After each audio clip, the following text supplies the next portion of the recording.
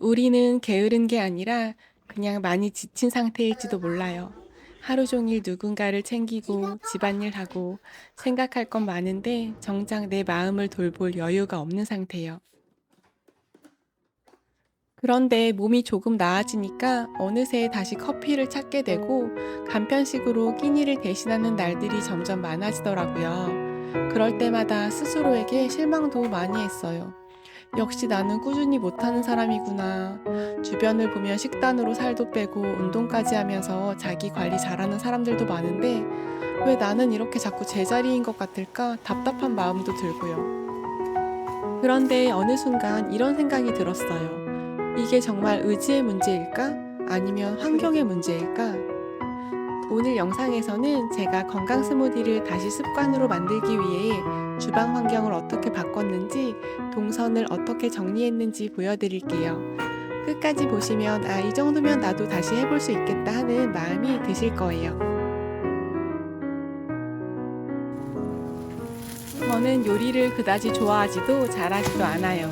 그래서 레시피를 보다 보면 모르는 재료 하나만 나와도 이건 아닌가 보다 하고 그냥 포기해버릴 때가 많거든요. 그래서 아무리 간단하다는 닥터 라이블리 스무디도 재료가 더 단순해야 쉽게 시도하게 되더라고요. 처음에는 아이들까지 꼭 먹여야 한다는 생각에 단맛이 나는 과일을 꼭 넣으려고 하다 보니 오히려 스무디 만드는 게 자꾸 미뤄졌어요.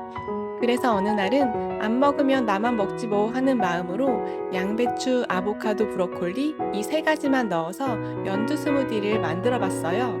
그런데 의외로 아이들이 잘 먹더라고요. 그리고 이 세 가지는 스무디로 만들고 남아도 아이들이 채소 그대로도 잘 먹는 재료라 버려질 걱정이 없어서 참 좋았어요.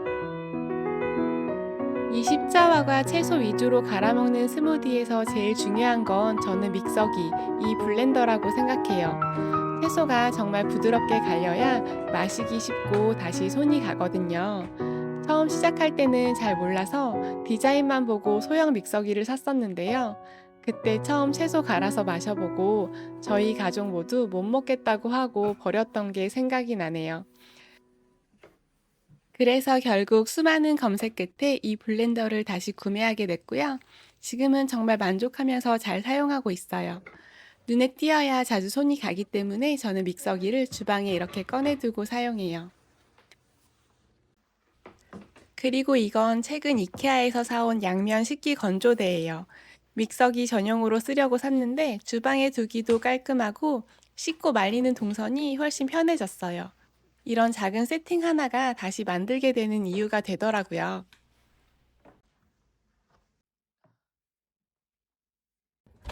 그리고 스무디를 담아둘 용기도 필요하죠. 요즘은 유리로 된 웩 용기를 많이들 사용하시는 것 같더라고요. 저도 예뻐서 관심은 있었는데 제가 찾던 용량이 딱 맞지는 않았고 아이들한테 주기에는 조금 무겁게 느껴질 것 같았어요. 그래서 저는 유리 소재이면서도 원통형으로 손에 잡기 편한 용기를 따로 찾아보게 됐고요. 후기 만족도가 높고 디자인도 부담스럽지 않은 이 제품을 선택해서 사용하고 있어요.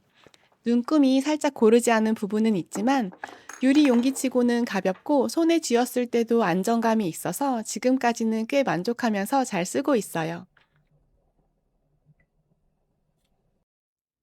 제가 주방에서 제일 불편하다고 느꼈던 게 바로 이 찜기를 꺼내는 일이었는데요.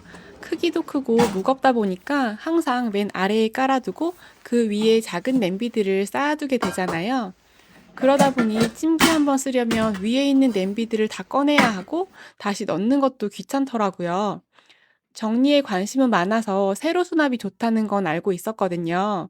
그런데 냄비마다 간격이 다르고 어떤 걸 사야 할지부터 고민이 되는 거예요. 그래서 계속 미뤄두다가 이번에 간격 조절도 되고 길이까지 연장할 수 있는 제품을 찾았어요. 이번에 냄비를 이렇게 세로로 정리해 두니까 꺼내 쓰는 게 수월하고 보기에도 좋아서 기분까지 좋아져요.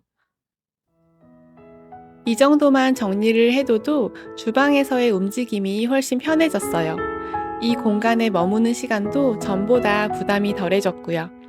이렇게 하나씩 불편한 걸 줄여두는 게 결국은 생활을 조금 더 가볍게 만드는 것 같아요.